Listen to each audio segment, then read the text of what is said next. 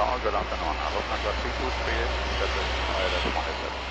Hello, 323, very good afternoon. Continuous approach for runway 1 is left. Hello everybody and welcome to this video about the 777 by FlightFactor and Step to Sky. Today we're going to be talking a little bit about some of the options available in the EFB. We're going to start by checking out the widget that we have here when we start the aircraft for the first time.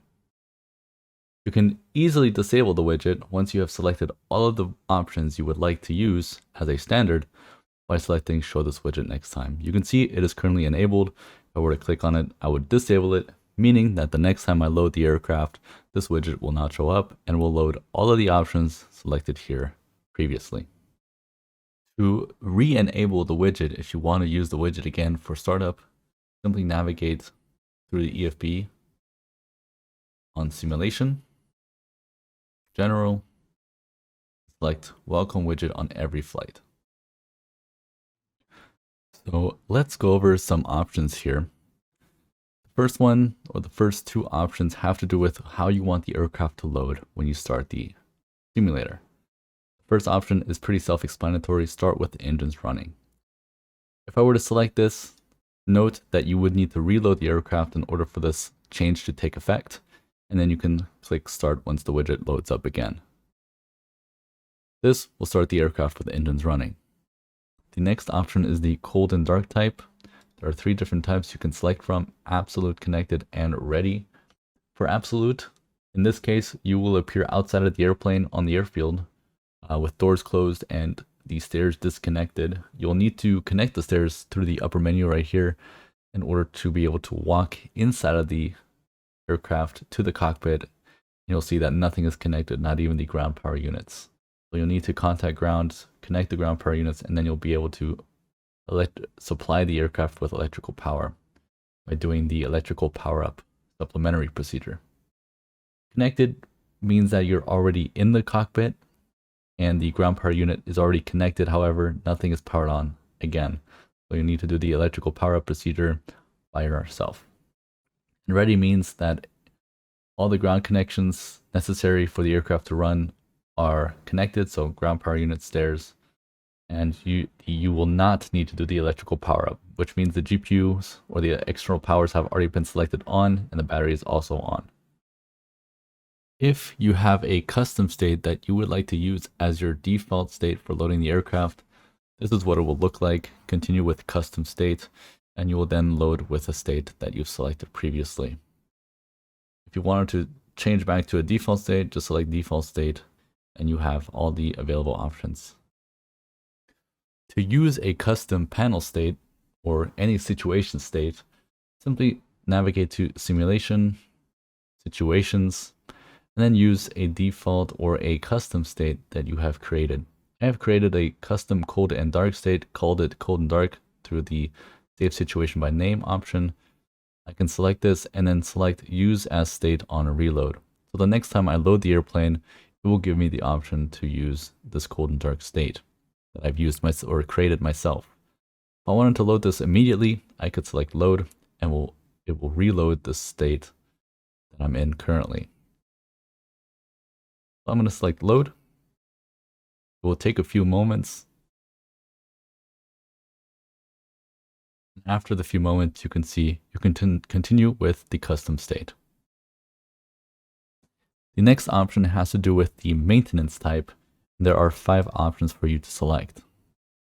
Full manual means that in this case, you will be responsible for both monitoring and performing the maintenance, and you will need to call each maintenance vehicle and command to start the maintenance process. Auto call equipment means that you are responsible for both monitoring and performing the maintenance, but all you need to do is call for the appropriate maintenance action and the equipment will be called for you. Basically the same thing as full manual, only that the equipment will be called for you. Persistent means that in this case, you will be responsible for monitoring the maintenance, but once you go to the appropriate page in the maintenance menu of the EFB, the process will be performed for you. And full automatic means that the crew is responsible for monitoring and fixing the issues. You only will need to have to wait for them to do so. and that can take time. None means no maintenance actions will ever be required, and all the consumables will be reset for each flight. The physical time factor changes the time it takes to load the aircraft, for example. So fueling, cargo loading, and passengers, in my case, will take real time. You can change the values between 20 times to real, or you can even make it instantaneous. As you desire. I prefer real time. Mean time between fails means that the average time it takes for something to fail on its own will take this amount of time. You can disable the option completely, so nothing will ever change, or you can make it too often.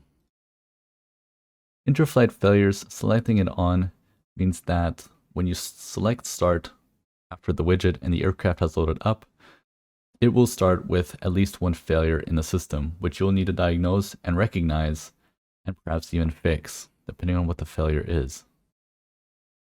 Having carry consumables to next flight selected on means that any consumable, for example, oil, hydraulic quantities or hydraulic fluid, fuel, oxygen, air, so on and so forth, are all carried over to the next flight. An example of this is, let's say you finished a 4-hour flight and you quit X-Plane. 2 hours later, you decide you want to fly the 777 again. You start X-Plane up, you select start on the widget, and you do the pre-flight. You will notice that the oils and the hydraulics were carried over from the last flight, meaning that if you consumed any kind of oil, it will be carried over to your current flight. This means that during the pre-flight, it is important for you to double check your oil quantities, your hydraulic fluids, so on and so forth, to make sure that you have sufficient for the flight. Flying from the right seat is pretty self-explanatory. However, there is one relatively important option that a lot of people miss when using ATC, for example. To explain this option, most people fly from the left seat. And well, in that case, when using ATC, we'll also use the left audio control panel below the radio management panel. And it always works, because the left audio control panel is always the master. So selecting the receive knobs, turning up the volumes or turning them down, and selecting your microphone options will all be translated from the left side. However, selecting fly from the right seat will change that to the right ACP. So let's say, if you're going to fly as a first officer, whether it is by yourself or even in shared cockpit or on VATSIM, either option, if you're going to be on the right seat, selecting this option will change the audio control panel master from the left side over to the right side. So the right audio control panel will be your master and will control all of your radio audio control panels settings and mic settings. And the last thing to cover about the widget is that even if show this widget next time has been selected off and the widget does not show up anymore, if there is an update to the aircraft, the widget will show up again and will let you know or inform you that an update is available for you to download.